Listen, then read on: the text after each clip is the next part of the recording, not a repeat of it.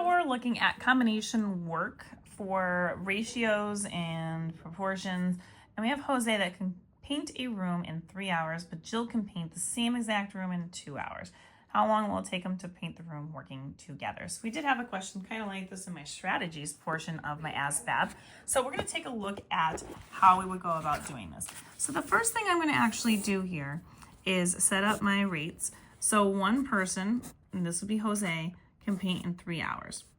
Now, in addition to that, we've got Jill, who can also, one person, can paint 2 hours. She can do it. So together, if we look at this, we're going to convert these and change them to the same common denominator. And I'm just going to write that up here so you can see. Now, the common denominator here would be 6. So this fraction right here would have to be multiplied by 2, numerator and denominator. And then over here, you could do the same thing here. This is just one strategy. There's plenty of others that you can do this with. So 2 6 for this one, for Jose. And then this one's going to be 3 6.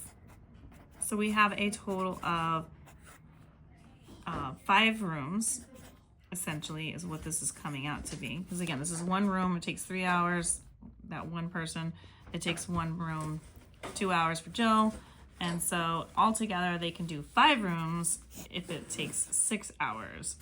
Now, when we're trying to figure out rates, we want to do this hours per whatever. In this case, hours per room. So I'm going to actually change this fraction around so that it is 6 over 5. So again, it's 6 hours per 5 rooms. So that's the same thing, just written differently. And I want to find out what the rate is. So in order for me to figure out the rate, I can reduce this and change this out into from an improper fraction to a mixed number. 5 goes into 6 one time with 1 remaining, and 5 is the denominator. So that means 1 1/5 hours. But if I want to write this as a decimal, I do need to convert that 1/5, which hopefully you know how to do. And if you don't, we can always just do 1 divided by 5, and we can figure it out that way. So we know it's 1 full hour, and then we've got some change here. So I'm going to put the decimal right here. Obviously 0, 5 can't go into 1.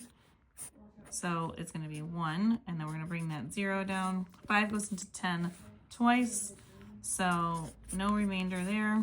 So we have 1.2 hours for both of them to complete a room. And if you want more questions like these, find them on my YouTube, Instagram, and TikTok at YouWantAlgebra. All these are located in the ASVAB portion of my playlist. And don't forget to like, share, and follow for more.